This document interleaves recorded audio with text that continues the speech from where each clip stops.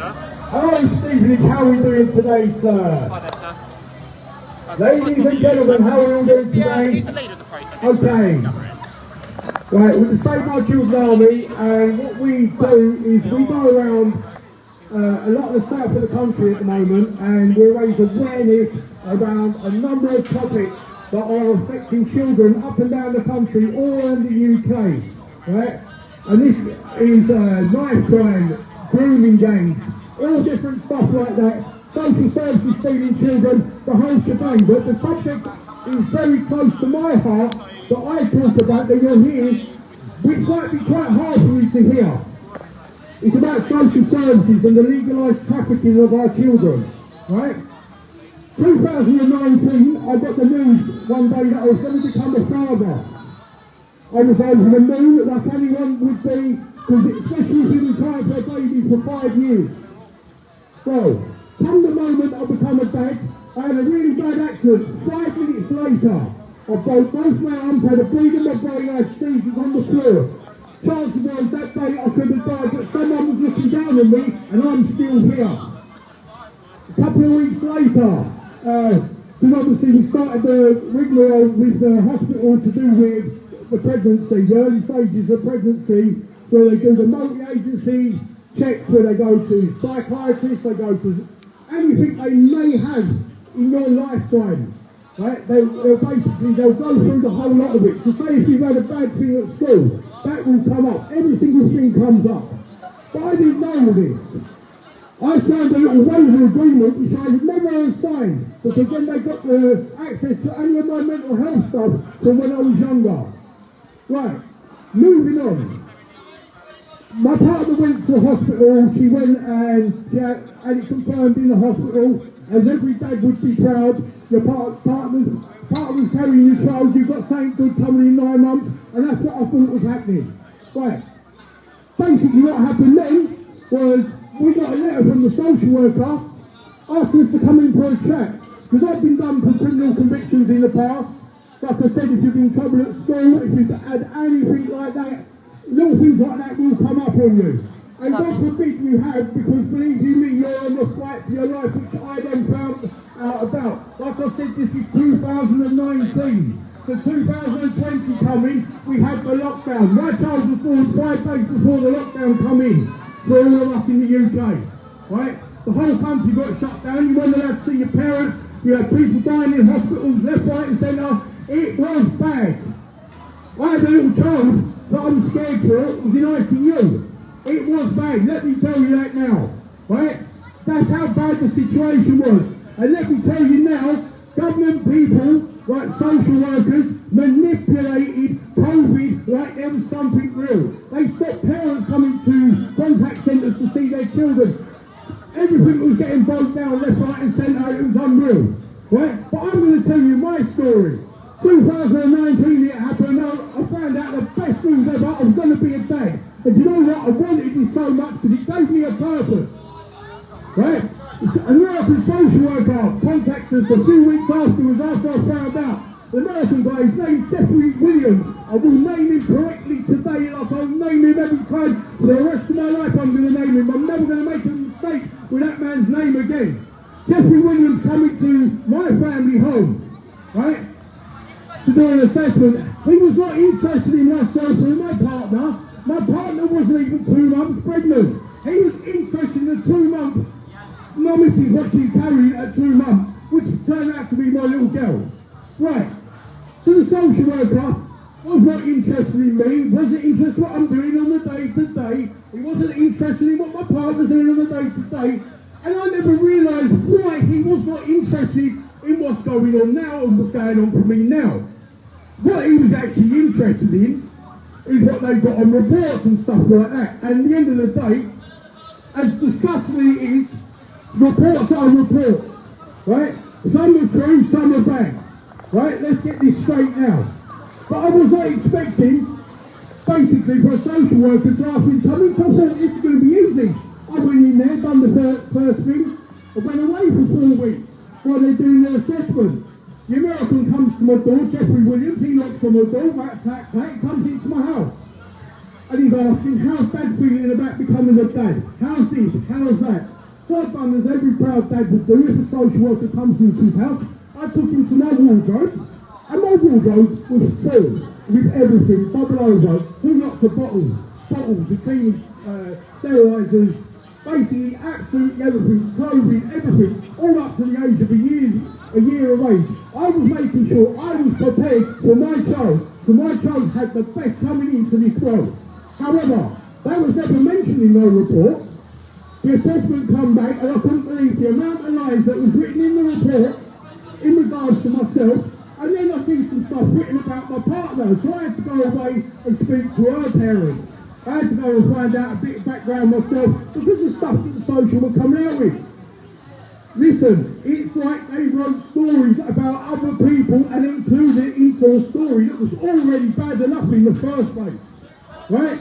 I'm not standing out here going to say I'm a saint, I've done nothing wrong in my life, but believe you me, I have. I've done a lot of badness in my time. Right? But one thing I've never ever done is I never harmed no child. When it comes to bouncers, police officers and stuff like that, yes, I've had fights with them when I was a youngster. I'm now 45 years of age. When I'm saying a youngster, in my early 20s, I used to fight with the police quite a lot. And you know what? I'm ashamed to say it now, because that's who I used to be. That's not who I am today. Right, so, starting the rigmarole at the social services, we got the American guy that comes to us to say, I'm leaving the office tomorrow, I'll finalise the report, it will be delivered to you tomorrow. Well, I thought nothing more of it, but the next day came, the report landed on my postmat, and it was basically a load of lies. I wanted to challenge a lot of the stuff that was in the report. I was left unable to challenge it. Do you want to know the reason why I was unable to challenge it? I'll tell you the reason why now I was unable to challenge their report. The American had left the building. He'd gone to work for another placement, and he gone to work down in Eastbourne in Sussex. He's now working in Brighton. He's moving around, believe you me, this social worker moves around every 3 to 6 months. He moves social work departments, right? He does the only assessment, the first assessment before they start the child protection measures. He then moves on. He's never able to be challenged on anything he says. Because if he's not there for the court case and he's now working for another local authority as an agency worker, who can challenge him? Who can sack him for when he's done wrong? He's an agency worker, he's freelance, he goes in all different to local authorities and he's destroying families. He's still doing it to this day. Right? The same social worker. So yeah, I'm out today to expose Jeffrey Williams. He's one that's on the list today to be exposed. Right, so Jeffrey Williams done what he can, making out, saying, how's Dad feel about being the dad? How does Dad got his head round becoming the father? Is Dad getting prepared? Like I said, I showed him the wardrobe, Dad was getting very prepared. And bear in mind, the day I found out I was going to be a father, I broke both my arms and I had a bleeding brain. Bleed on my brain, I come close to dying. Right? And I've managed to fill up my wardrobe full of stuff to make sure my child, when she come into this world, that she would have more than what I had in my life. Because at the end of the day, that's our duty as a parent, to make sure that our children have more than what we ever had.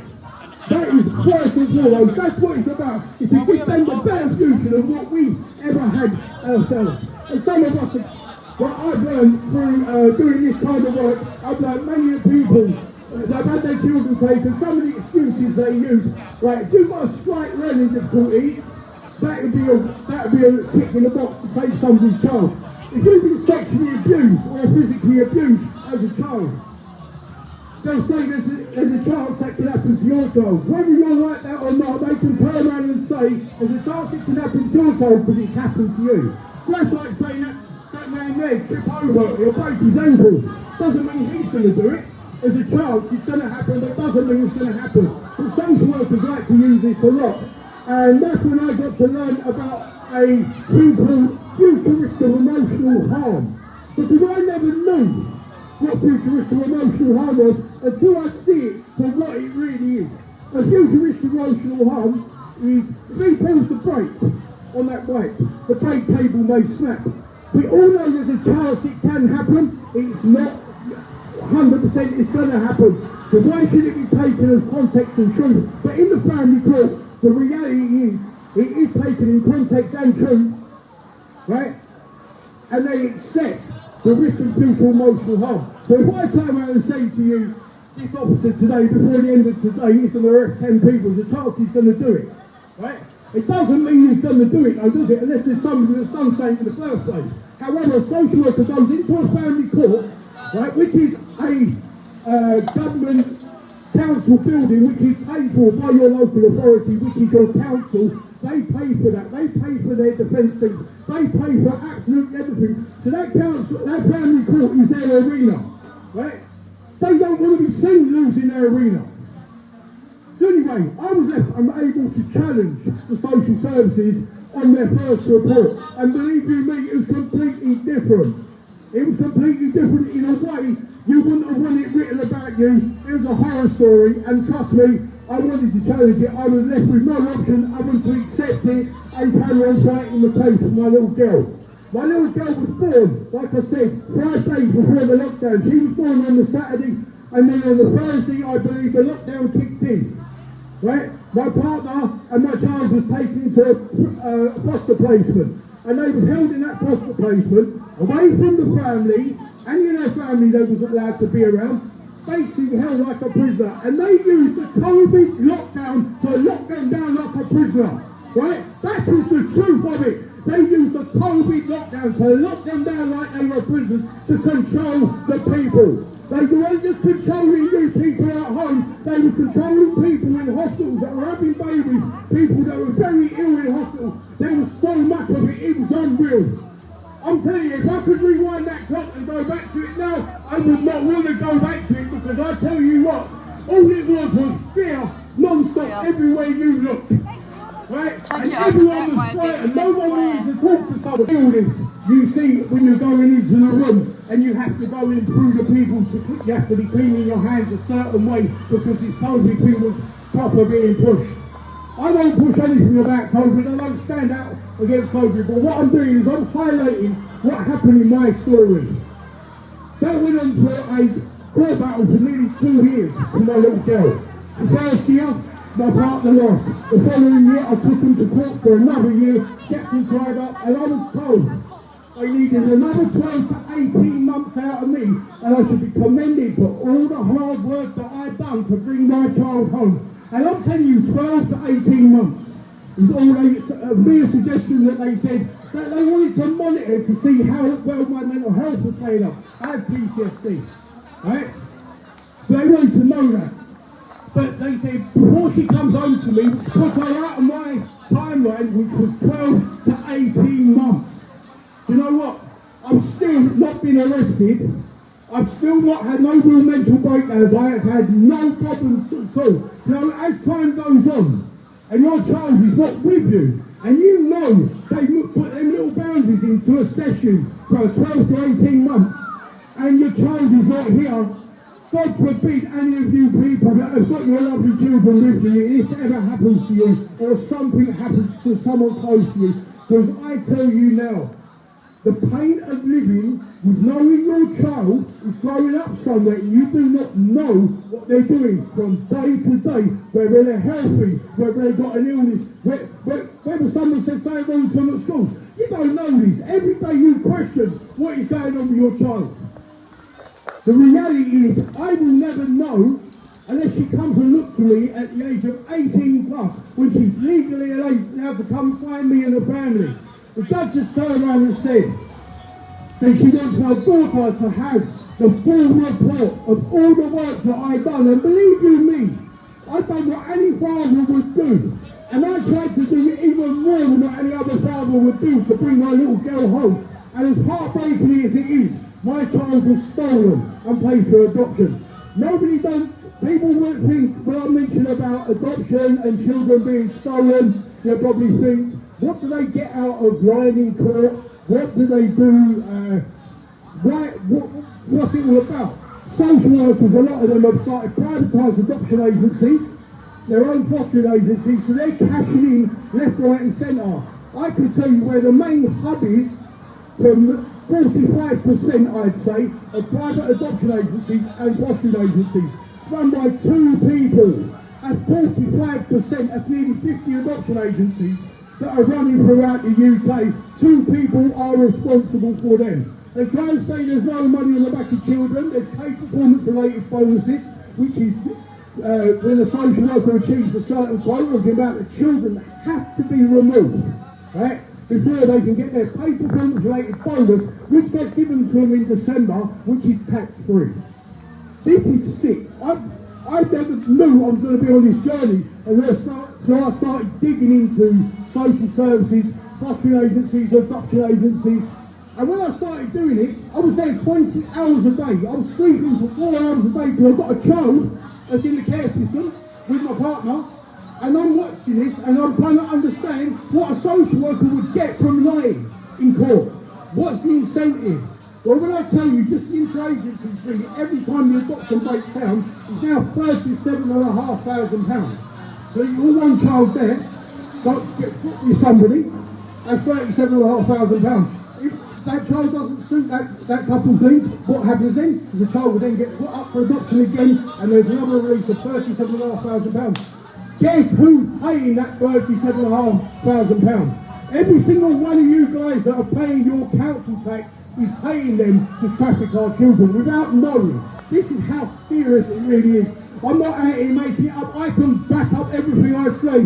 I can even tell you where to look up right now about a social worker lying in court and 5 children being removed. That's a Hampshire social worker, Southampton Social Services, where a senior social worker and a less ranking social worker, who's a newbie basically, a trainee, the trainee had pressure put on them to do the report in the way for them children to be removed. Them children were favourable to go home. Since been back to court, it's been proven as lies, them 5 children would never return to their original family. Them 5 children still had to go off for adoption, even though they proved it was right to traffic their children away from them. At the end of the day, if you're about protecting a child, why do you need to lie through your teeth to take the child from somebody? Right? That's not about protecting the child. Protecting the child, you'll do that with all your might, no matter what. There's no ifs or buts about it, there's no bonuses at the end of it. Right? But if I've got a lie to remove your child from you, I become the abuser. So the very protectors for our children that are paid for by the government, that come out of our council tax money, right? This is what they do. This is how real bad it really is. And at the end of the day, social services, unfortunately, are not doing what they're supposed to do if they're accepting that. I'm not saying every single social worker is a bad egg, because I know there's good eggs and there's bad eggs. Same as there are with the police. You get a good one and you get a bad one. And believe you me, I never thought I'd ever say you get a good one. And I've met a few along my journey now, and I can actually say I've met some good ones and got good art from them as well. I reckon I used to hate these guys with a passion, but now I'm quite happy working alongside them to a degree. Right? Anyway, thank you very much everyone. Thank you for taking the time to take one moment to listen. That's all it takes. And I hope to God this never happens to you or any of your families in your entire lifetime, or you witness it with anyone else. But if you do, please remember what I've just said today. Thank you.